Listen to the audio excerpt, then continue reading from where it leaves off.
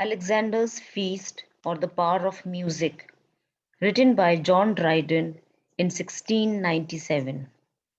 It is an ode by the poet. It was written to celebrate St. Cecilia's Day.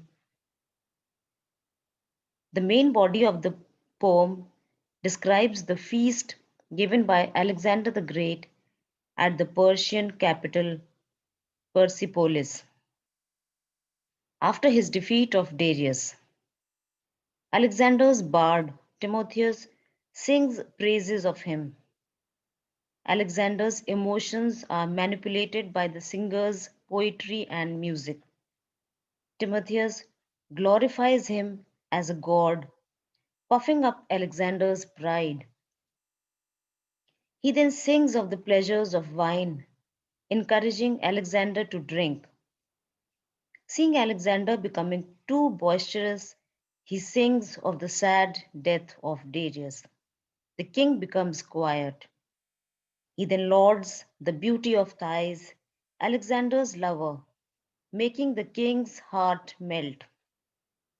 Finally, he encourages feelings of anger and vengeance, causing Thais and Alexander to burn down the Persian palace in revenge for Persia's previous outrages against Greece. The poem then moves ahead in time to describe Saint Cecilia, inventress of the vocal frame, who is traditionally supposed to have created the first organ and to have instituted Christian sacred music. The poem concludes that while Timotheus raised a mortal to the skies, she drew an angel down. In this video, we shall discuss the themes the poem deals with.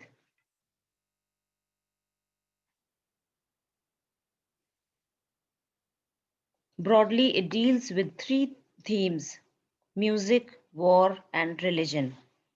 Now, let us have a look at the first one: music. As its subtitle announces, Alexander's Feast is a poem about the power of music. The narrative revolves around the song performed by the bard Timotheus and the ways in which it influences the emotions and actions of Alexander the Great and also his people. The bard's performance inspires feelings of pride, joy, grief, then anger. It transforms Alexander the Great into a god, then into a mourning man, weeping into his lover's chest, and finally into a furious military general proceeding to burn down his enemy's city. In the finale of the poem, the speaker responds to this extraordinary event by praising the ability of musicians like Timotheus and Saint Cecilia to move their listeners' hearts with music. Narrating Alexander's emotional roller coaster and marveling upon a single musician's capability to influence both the mind and the body of a monarch, the speaker prompts the reader to think about the capacities and dangers of music.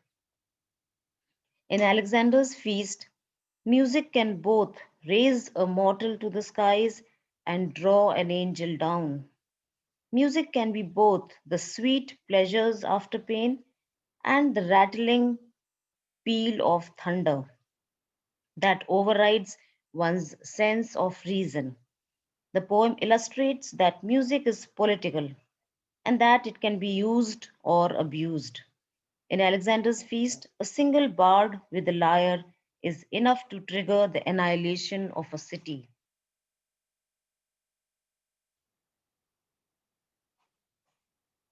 The second theme is of war. So, Alexander's Feast can also be read as an anti war critique in several ways. First, the poem prompts empathy for those who are sacrificed in the battlefield. Timotheus' elegy in stanza 4 departs from his previous songs in that rather than celebrating the military success, it humanizes the enemy and mourns his death, which has provided the very occasion for the feast. The elegy and its visceral yet tear jerking lyrics, like weltering in his blood, deserted at his utmost need by those his former bounty fed. These lines remind both King Alexander and the readers of the poem of the horrors of war. The poem also associates war with excessive pride and capriciousness. Notice how important military decisions like burning of Persepolis are made under the influence of music and alcohol, and how easily King Alexander and his peers are roused to pride, reduced to tears, then stirred to genocidal anger. While the poem champions the power of art forms such as music to inspire and excite, it also warns against the impulsive and emotional decisions that often initiate war and destruction. Timotheus's lyrics in stanza 5 articulates the anti-war argument of the poem. War, he sung, is toil and trouble, honor but an empty bubble, never ending, still beginning, fighting still and still destroying. War, as Timotheus sings, is painful, futile, and endless, and military fame is ephemeral. It is not long lasting.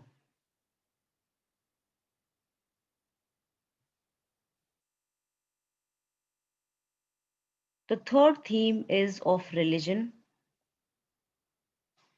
In Alexander's feast, religious faith both consolidates communal identity and reinforces an us versus them.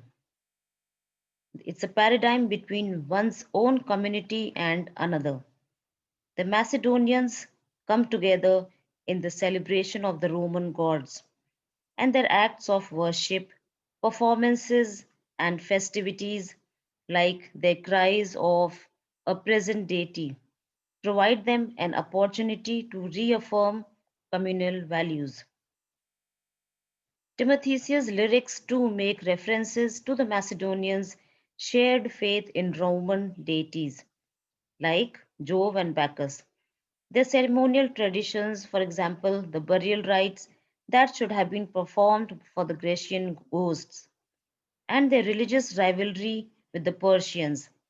Example, the Persian hostile ghosts, gods. The speaker who narrates this event in 17th century England similarly constructs a hierarchy between their own religion and that of the Macedonian ancients, making a comparison between pagan bard. Bard is a poet, pagan bard Timotheus, and Catholic martyr musician St.Cecilia. The speaker suggests that the latter is superior to the former in terms of both musical talent and spirituality. So we see that the poem's themes are war, music, and religion.